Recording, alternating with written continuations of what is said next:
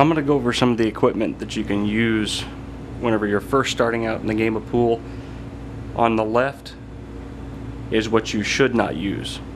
On the right is stuff I would recommend. If you buy a table, it usually comes with sticks, a cue repair kit, or a tool repair kit. This one right here is duct taped shut for a reason. I don't use anything in it. The chalk, the tips, the ferrules, they're all generic hunks of crap. So please do not use the stuff in there unless it's to repair a $2 cue that you got with the table. So we'll take that out of the way. It comes with cheap chalk, cheap ferrules, cheap everything. When you first get your cue, you're going to need to condition the tip. I never suggest using sandpaper on a tip, and this is one of the things that if you're doing it to your house cue, by all means go right on ahead. If you're doing it to your personal cue, I would never get sandpaper within 100 feet of my personal cue. This little item has sandpaper that slides in it. It'll help you rough your tip down to where you can shape it to the form you want. I recommend only using on your house cues. I don't recommend you using it on anything else. It's a tweet and shaper. Another little item inside here is rough, gritty. It's basically canvas with Brillo pad, or the green scrubby pad in the inside of it. Don't ever use this on your cue, you'll damage your shaft of your cue. A tip shaper. Don't get a cheap one. Spend the money, get the good one. It'll last you forever. Cue Clean, popular product. It is powdered bleach. That's all it is powdered bleach. Don't use bleach on wood. Cue Slick, overpriced for what it is. You can use wood oil and accomplish the same effect on the butt of your cue. Don't ever use this on your shaft. It says you can, but don't ever use it on your shaft. Cue Glide, I believe this is linseed oil. So if you have linseed oil and you want a cheaper buy, don't buy this. It's like $7 or $8 for 10 drops of this stuff. If you're removing the tip of your cue, this is made by Tweetin. It was a great thought. There is no protection for the shaft of your cue on this clamp. Please, again, do not use this on your cue. Spend the $10, $15 and let a professional tip your cue for you. Don't ruin a $300 shaft or a $200 shaft because you want to do it yourself. Let the professionals handle it.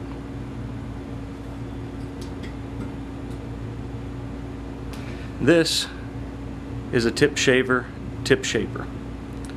After you tip your cue, put it in this end and it will remove the excess of your tip.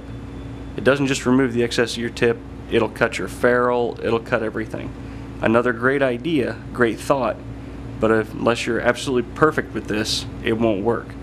Stick it in this end, you get roughly a nickel diameter shape on your tip.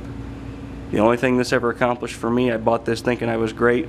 It ripped 3 tips apart on me before I finally decided, hey, maybe I should take this to a professional. Luckily, I practiced with cheap cues and cheap tips. A mushroom grazer. Stick your cue in the end, adjust the depth of what you're going to use the razor to cut. The only thing I use this for is to cut a little bit of mushrooming off. I would never use it tipping my own cue. It's not worth it because it will cut your ferrule. The razor blade does work. This is a bag of rosin. I never suggest putting chalk on your hands, chalk on your cue, because all you're going to do is get your cue dirtier, get your hands dirtier. I never suggest putting anything on your hands. The stuff I would recommend, if you have sweaty hands or you need chalk, buy a glove. They're cheap, they work.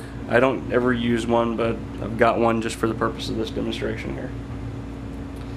If you're in the bar and need a place to rest your cue, get yourself a cue claw or a cue holder of some sort that rests on a rail and can hold your cue. One of the other things that I have over here, if you are conditioning your shaft, you'll see burnishing film. It's not quite sandpaper, but it accomplishes the fact of burnishing. I usually do not use the rough side, I use the slick side, and you burnish the wood. Behind that you'll see joint protectors. There's joint protectors back there. If you have a cue, protect the butt of your cue, protect the shaft of your cue with joint protectors. Firm believer in them.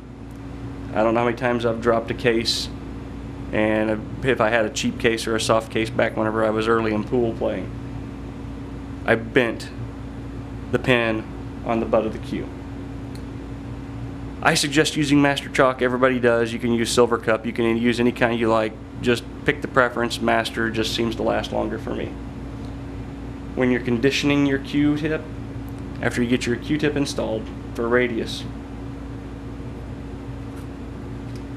you have a Willard tipper tapper. Willard products are awesome. If you can afford the $500 tip machine and you can tip cues yourself, by all means do. I would suggest finding a cue repair place that uses one. They're awesome. I've had this for about 10 years. It still has not lost its shape on the inside. Picked this little baby up on eBay. It looks brand new. I've used it quite a bit. This is the Mez Professional Q-tip tool. It gives you radius checkers, roughers, different size for your tip radius. I love this thing. My friends call me and ask me when I'm coming out so they can use it on their cue. For roughing your tip, the tip prick, or tip pick, whatever you want to call it, either a shadow or the normal one that comes with a cover, whichever one you want, it's great. It'll help you out in getting the tip to take chalk.